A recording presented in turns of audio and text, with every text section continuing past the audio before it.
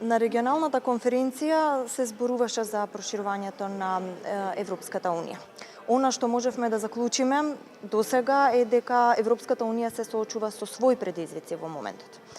Може од прилика да ни објасните во каква атмосфера се земјите членки и дали можеме да очекуваме датум ова лето? Postavljate mi jako teško pitanje. Dakle, sve je moguće, međutim, treba uzeti u obzir činjenicu da u ovom trenutku u Europskoj uniji nema nekog velikog oduševljenja za proširenje. Činjenica da su prošli europski izbori, da se očekuje formiranje novih institucija. Dakle, svi ovi dužnosnici koji u ovom trenutku odlučuju u Europskoj uniji, mislim na institucije, mislim na predsjednika komisije, na predsjednika vijeća i tako dalje, su zapravo u odlasku. Ono što je činjenica, zemlje članice ostaju.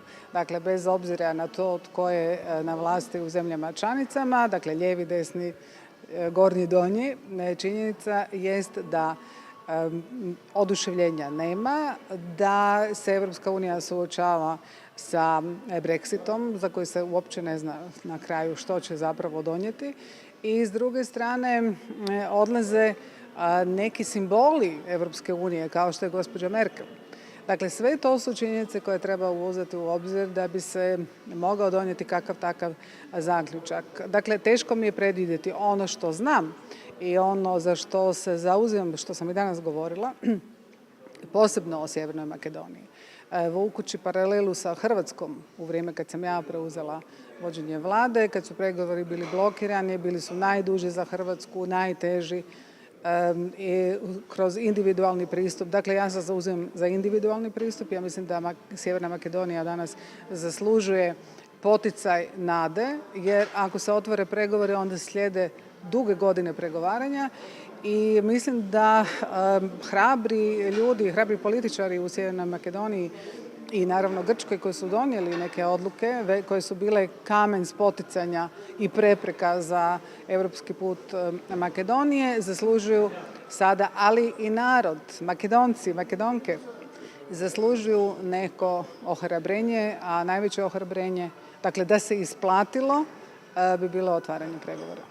Македонија ги исполни своите обврски или барем ветувања.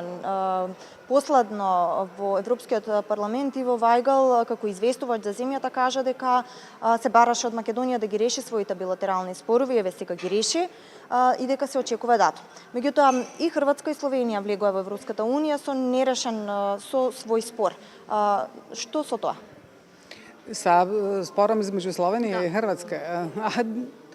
Kao što vidite, i Hrvatska i Slovenija su danas članice Europske unije i taj spor se može rješavati godinama. Dakle, to je ta činjenica. U trenutku kad je Slovenija blokirala hrvatske pregovore, Slovenija bila članica, Hrvatska nije. Danas Sjeverna Makedonija nije, ali Grčka je. Prema tome, puno je bolja pozicija kad si članica. Što se toga tiče, naravno, mi u Hrvatskoj tvrdimo i ja se potpuno slažem da je Slovenija kompromitirala taj proces jer je Slovenija pokušavala preko svojih posrednika zapravo kupovati suce arbitražnog suda i to je protivno i sporazumu koji sam ja potpisala sa gospodinom Pahorom.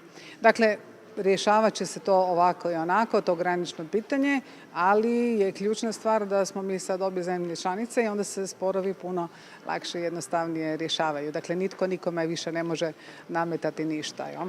Da.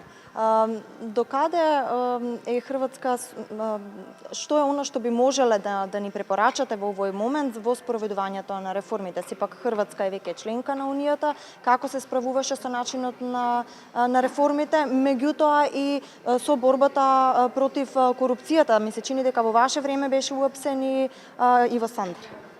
U moje vrijeme je borba protiv korupcije zaista bila iskrena, potpuna, do posljednjeg daha, bez obzira tko je kakvu funkciju obnašao, bez obzira na ime i prezime.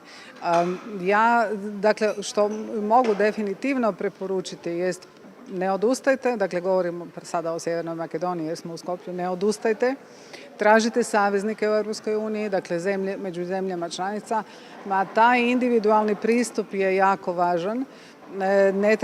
Ne treba se umoriti, treba raditi na unutarnjem konsenzusu oko toga dakle svih političkih snaga kojima je, vjerujem, u interesu ulazak u Europsku uniju, a kao bivša hrvatska predsjednica vlade koja je završila pregovore i potpisala pristupni ugovor mogu svjedočiti da se isplati.